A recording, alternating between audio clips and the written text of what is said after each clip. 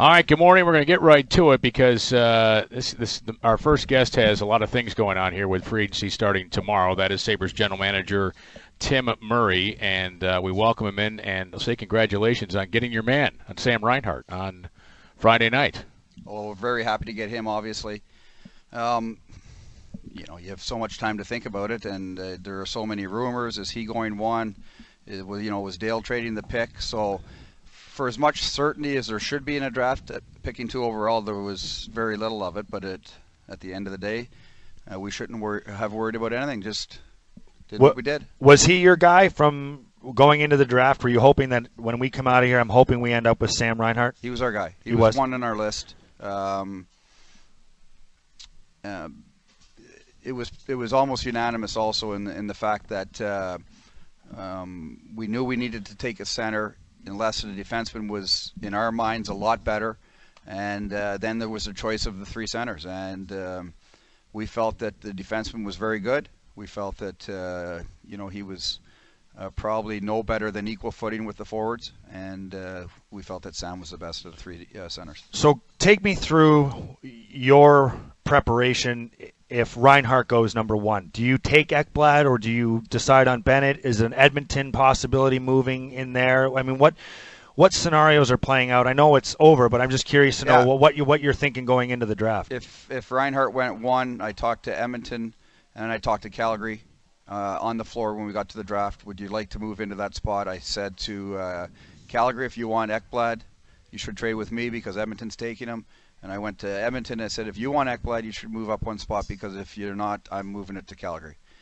Whether that would have all happened or not, I'm not sure. So Calgary had more interest than Edmonton. So you were totally content with either Reinhart, Bennett, or Draisaitl?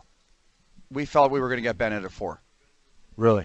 That's what we Where felt. he went also. We just felt that if Edmonton didn't do it, Calgary took Bennett, we would have moved back to 4. I asked for their 2nd-round pick and something to do it. And we felt we were getting our 2nd guy, so it made sense to us. Brendan Lemieux is a pick I'm excited about, along with Reinhart, obviously. But if you're like a coach, you're just like those guys. You like those guys that play their ass off every shift for you, and we like them too. Well, yeah, go ahead. Yeah, no, I was wondering what the night was like. He's still there. An attractive player because we all hear that name and think, oh, this guy plays like his dad. Fantastic. He's got size already. Was there a lot of conversation about that pick or people offering you something for that pick? Well, the next day on the floor when we got there, it was like a frenzy. Nobody called me the night before about 31. So I guess they did what we did. They all went back to their hotel and regrouped and went through their list again. And we broke up about 2:15. We had some pizza and some wings, and we talked a long time about what we were going to do because 3 picks in that round. And I hear Brendan had a long night too. He was not very happy, and I like that. I like the fact that he was peeved about not going in the 1st round, and I actually caught a glimpse of it, which he didn't see, but I saw it, and I made that comment to him when he came to the table. He was a little sheepish about that, but he wasn't very happy about it. He feels that he's better than a lot of guys that went in the 1st round. I love the confidence. We may have to channel that a little bit, but I love the confidence. I love the fact that he's fiery and thinks he's a real player. Was there a point where you're thinking, okay, as the draft is going on the 1st round, I really got to try and get back into the 1st round later to grab a certain guy? Or were you thinking, well, there are guys sliding, I'm going to have a good pick of the litter at 31 tomorrow morning, so I'm just going to stay tight and we're going to get a good player no matter what? No, I tried to get back in the 1st. I wanted that was a real goal for me, and I failed at that. It was picks are a hot commodity on draft day. 1st-round picks are a hot commodity on draft day. I made a joke at my presser there that we got to become like the NBA because guys want to, go on stage, make the pick. And then I went to one of the guys that had a pick the day before, and I said, let's make the trade today. Be the first 2 teams to ever do the pick by the team, trade the next day for picks. And he didn't want to be that first guy. And it's hard now. You have owners going to drafts. You have a lot of pressure from not just your scouts, because the scouts will always put pressure on you to keep the first pick, but external pressure too. to make that pick. So it's hard. I offered 3 second-round picks to multiple teams for a first-round pick, and I don't mean a top 10 first-round pick. I mean in the teens. And every other year, in the past, 2 picks have got you back into the first. 3 seconds I thought was a steep price, but there was still one guy on the board.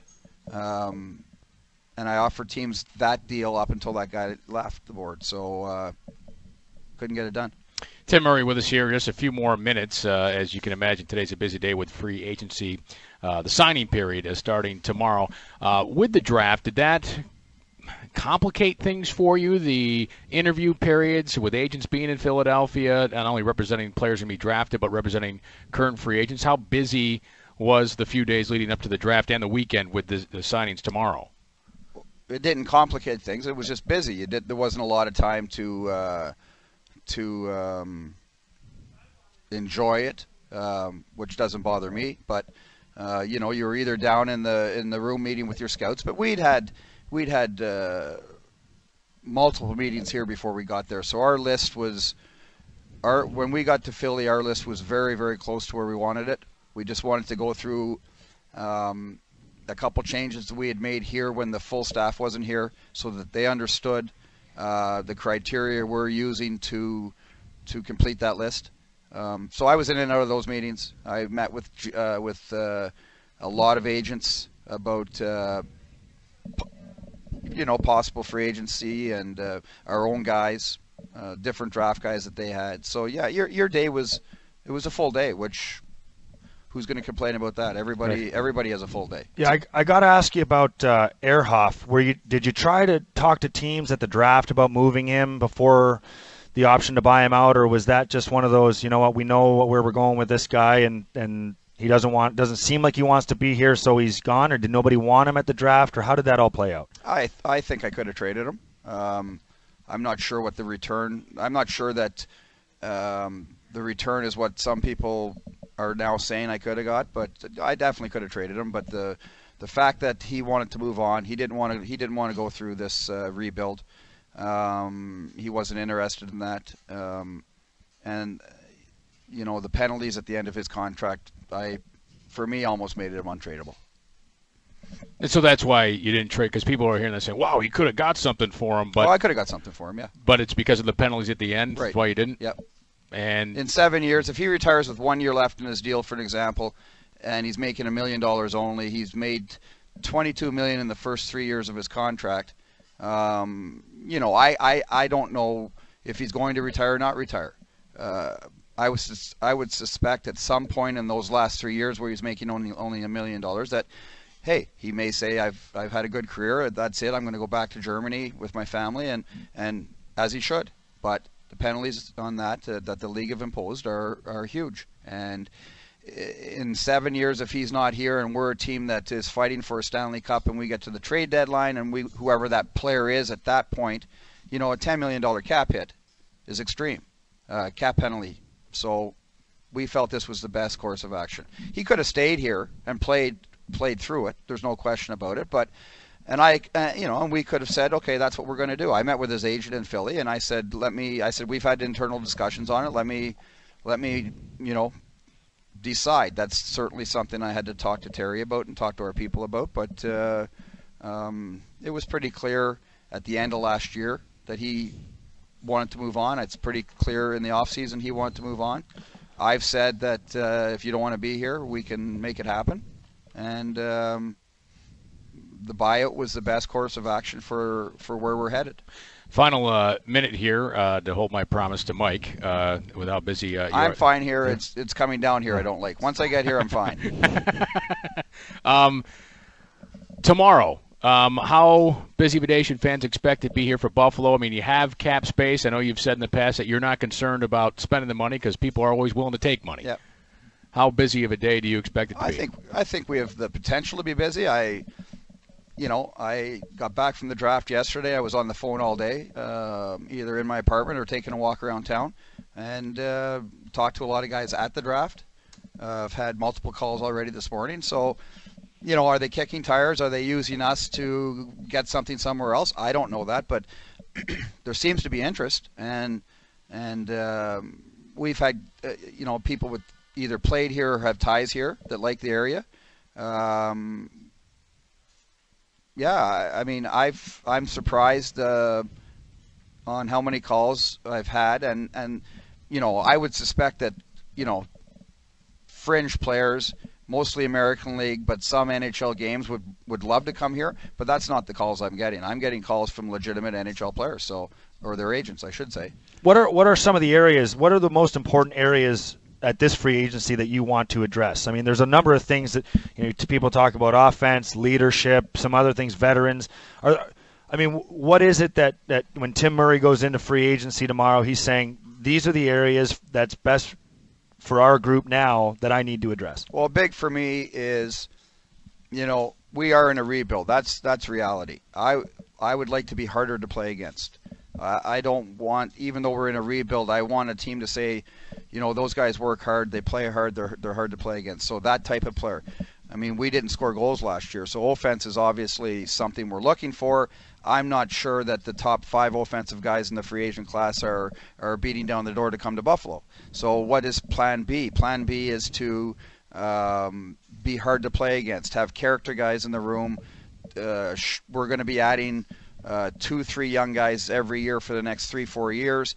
How do they become good pros? Do we just leave it to them to learn how to become pros, or do we have people in the room that show them how to become pros, show them how to practice hard every day, show them how to live properly within the confines of being an NHL player or pro athlete? That's not the analytics movement pretty guy. That's reality. That's what we have to get here first. Our young guys coming through will be the guys that provide offense, that provide talent, be our skill guys, and that's going to come. In saying that, we may have 2 or 3 young guys on our team this year. We'll see how training camp goes, but I'm sure Reinhart has a legitimate shot. I'm sure Zadorov has a legitimate shot, and down the line we go. So we need people here to show these guys the proper way to play the game, so that we are ready to play and are ready to compete. They know what it's about. If Samson, if I am correct there, I said Sam. So if Reinhart is maybe on the fringe of being ready, you think he could play in the league, but maybe he could go back to junior and use another year of seasoning. Is that obviously an open possibility? If he's not ready, he's going back to junior. He does not need another year in junior of seasoning. He's a dominant player at that level. I watch him in the playoffs where the intensity's ramped up. He gets 5 points. He beats Calgary by himself. He's that type of player. So he doesn't need another year of junior. In saying that, if he's not ready to play here, he has to go to junior. There's no choice. There's nowhere else to go. So he's got to show us he's ready to play here. We can protect him minute-wise. We can protect him matchup-wise. But you still have to put him on the ice, and he still has to compete at the NHL level. And I told him that this morning. And he's ready for that challenge. And but if he's not ready for that, then he does have to go back to junior. I don't feel he needs more seasoning in junior hockey. I think he's been there, done that. He's a late birthday. He's had his 3 years. He's ready to move on from where he's been, from the experience of playing junior. Now, is he ready for the next level? I'm not sure. Is this where you're sitting on the CBA ruling saying, I wish there was an exemption for 1 or 2 players that I could stuff in the American League? Selfishly, yes. Yeah. But I mean, you play junior hockey. I watched a lot of junior hockey. I get the rule. They want to protect junior franchises. They want good players playing junior hockey, and I'm 100% behind that. But being a Buffalo Sabre right now, and would I love for him to be on the Buffalo Sabres, be able to send him down for 2 weeks if it's not going well, bring him back up? For sure. As a selfish GM, I would love that to be the case. Tim, final thing for you. Are trades still possible, and a lot of trade activity still possible, given that, depending on how you look at it, there wasn't a lot of trade activity around the league last weekend? No. I think they're possible. I think that teams now, with the way the cap's gone, they're trying to get to certain spots, and that's going to be trades or buyouts here today. And then I think when it all settles down, you're going to see some trades after. What we do is, this is Christmas time, so the contending teams that know they're up against it, if there's a free agent that wants to go to them, they're not going to turn down that good free agent. Now they're going to move people out after that. So, they're going to be above it. They're going to need to move people out, but they're not going to say no to a great player because they're at the cap or going to be over the cap. Somebody below that guy is going to pay the price and have to be moved on. I got permission from Gibby for one more question. I just want to ask, were there calls about, without being specific on the teams or the players, were there calls about players on your current roster, young prospects that maybe other teams might have wanted or not at all? Well, there were calls. There were calls on players on our team. A couple young players in particular, I've had a few calls on. I've said I don't want to trade those guys. I've taken the calls. When their name comes up, I don't hang up, but I am not calling around trying to shop our good young players that are already on the team. I want to go forward with those guys. I listen. If somebody wants to get goofy and I say you have to knock my socks off, that hasn't happened yet. So. And the rumor of a 24th pick for Tyler Myers obviously didn't blow your socks off. Oh, that would not. That is a funny rumor. Yeah, a trade for guys like Tyler, for guys like Foligno. These guys are guys I like and want to go forward with. These, that's a dream by somebody else thinking a 24th pick or even a 10th pick or whatever would get a guy like that from here. Final thing. This is the final thing, Gibby, I promise. Well, Kevin just wants to top my last question. Well, why am I going to let him go when we got like a minute and a half left in the segment? He can complete the segment. Sure. He said he's fine while he's here. Yeah. Did any other general manager, team owner come and say, hey, thanks for pointing out the flaw in the change in the draft is because now if you did it next year, I thought your explanation was great, and that you did it next year, you already point out the teams you're affecting by changing the draft. Yeah. Further out, you don't know. That's right. And that's all I said. Like, a lot of rules we send to the American League to get changed. You look at them, you see if they're going to work. Do you like the look of them now that you actually see them on the ice and not just having it in somebody's head? And this, to me, was something, I said 5 years, but I mean, even 3 I said I could live with. You don't know exactly who you're hurting. If you are hurting anybody. It's an intriguing rule. I just think that that we are in a rebuild. We have 3 picks next year. Somebody has traded away those picks, so not knowing this rule is coming. If you did it 3 years out, everybody has their first. Everybody knows what's coming. You're not punishing anybody. You're not punishing the team that is going to be the 30th team or the 29th team in the league. You're not punishing teams that have traded those picks that may miss the playoffs by 2 points and have a much greater opportunity to win the lottery. So that was just my argument, selfishly because of Buffalo, but there were other factors that I thought were important. So I believe everybody has their 2016 first. Those teams that are on the fence now could make it, could miss. Are they going to trade their first at the deadline for a shot to make the playoffs? It is going to be interesting to see. And, one more year out would have been probably ideal, but I don't think they felt the same as I did. I actually lost one of the lottery votes 29-1, so it's pretty clear what the rest of the league wants. All right. Tim, thanks so much for the time today. Yep. And good luck today with all that is going on with RFAs and trade talk and free agents and